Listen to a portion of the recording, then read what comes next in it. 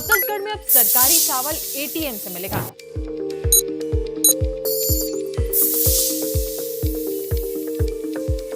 जिस राशन के लिए कभी लोगों को लंबी लाइन में लगना पड़ता था, घंटों इंतजार करना पड़ता था और कई बार तौल को लेकर बहस भी हो जाती थी, अब वही राशन कुछ ही सेकंड में मशीन से मिलने वाला है।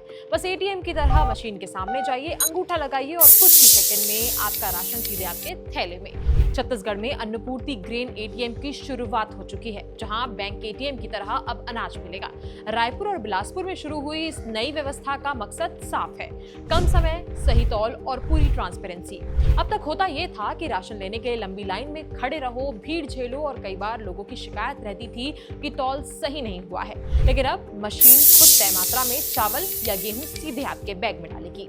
पूरी प्रक्रिया भी बहुत आसान है। राशन कार्ड या बायोमेट्रिक से पहचान होगी, स्क्रीन पर दिखेगा कि आपको कितना राशन मिलने वाला है और कंफर्म करते ही कुछ सेकंड में अनाज आपके थैले में।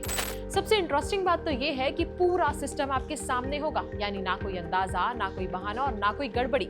बिलासपुर की हितग्राही प्रीति मानिकपुरी कहती हैं कि अब लाइन में घंटों खड़े रहने की जरूरत नहीं पड़ती।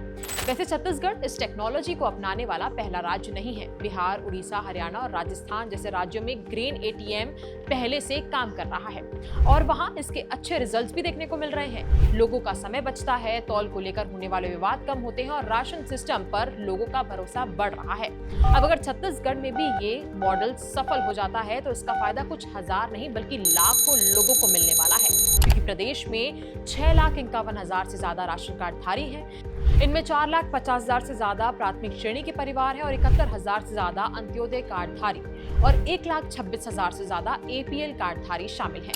यानी सोचिए, अगर एक मशीन लोगों का समय बचा सकती है, सही तौल दे सकती है, तो राशन लेने का पूरा झंझट आसान बना सकती है। तो आने वाले समय में छत्तीसगढ़ का राशन सिस्टम पूरी तरह बदल सकता है। सरकार की इस नई व्यवस्था को लेकर आपकी क्या राय है? कमेंट्स में हमें अपनी राय जरूर बताइए।